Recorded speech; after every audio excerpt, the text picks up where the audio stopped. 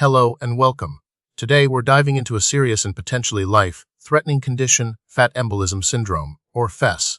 While relatively rare, understanding FS is crucial, especially in trauma and orthopedic settings. We'll explore what causes it, how it affects the body, and what can be done to treat and prevent it. So, what exactly causes fat embolism syndrome? The primary culprit is, as the name suggests, the release of fat globules into the bloodstream. This most commonly occurs after a long bone fracture, such as a femur or tibia fracture. However, it can also be triggered by other orthopedic procedures like joint replacements, liposuction, bone marrow harvesting, and even non-orthopedic events like severe burns, pancreatitis, and sickle cell crisis. Essentially, any event that disrupts fatty tissues and allows fat to enter the circulation can potentially lead to FES. Now, let's delve into the pathophysiology, or how FES actually affects the body.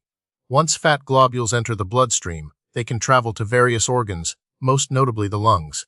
In the lungs, these fat globules cause mechanical obstruction of the pulmonary capillaries, leading to decreased blood flow and impaired gas exchange. Beyond this mechanical blockage, the fat globules also trigger a systemic inflammatory response. This inflammatory cascade damages the endothelium, which is the inner lining of blood vessels, further worsening the lung injury and contributing to increased vascular permeability. This allows fluid to leak into the lung tissue, causing pulmonary edema, or fluid buildup in the lungs. The combination of these factors, mechanical blockage, inflammation, and increased vascular permeability, leads to the characteristic respiratory distress seen in FES. Fat embolism syndrome isn't incredibly common, but its incidence varies depending on the source. It's estimated that up to 90% of patients with long bone fractures have fat emboli in their blood, but only a small percentage, somewhere between 11%, develop clinically significant FS. The incidence is higher after multiple fractures and in patients with closed fractures compared to open fractures. While it can occur in individuals of any age, it is most frequently observed in young adults involved in high-energy traumas, such as car accidents. The signs and symptoms of FS can be quite varied, which can make diagnosis challenging. The classic triad of symptoms includes respiratory distress, neurological dysfunction, and a petechial rash. Respiratory distress is usually the first manifestation, characterized by shortness of breath, rapid breathing and hypoxemia, or low blood oxygen levels. Neurological symptoms can range from mild confusion and agitation to seizures, altered mental status, and even coma. The petechial rash, which consists of small, pinpoint-sized red spots on the skin, typically appears on the chest, neck, and axillae, and is a result of capillary damage. Other possible symptoms include fever, tachycardia, or a rapid heart rate, and anemia.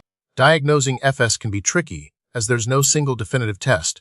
Diagnosis is primarily clinical, based on the patient's symptoms and risk factors such as a recent long bone fracture. The Gurdon-Wilson criteria and the Lindick criteria are commonly used diagnostic criteria to help standardize the diagnosis. Arterial blood gas analysis will typically show hypoxemia and hypocapnia, or low carbon dioxide levels.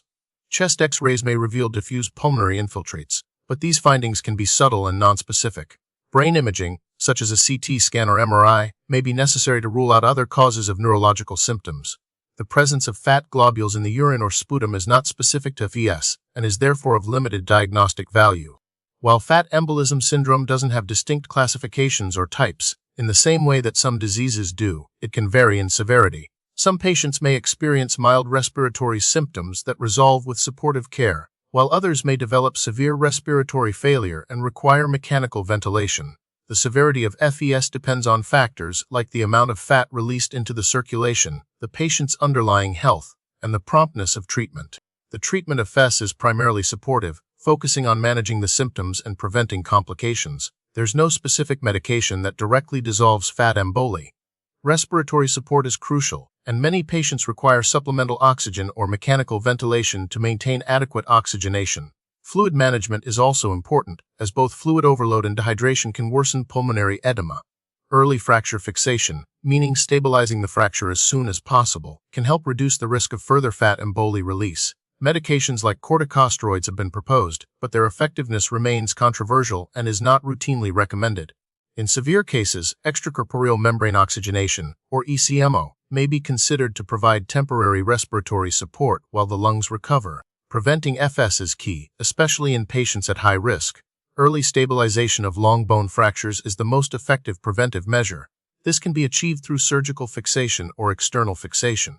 Minimizing the manipulation of fractured bones during transport and handling can also help reduce the risk of fat emboli release.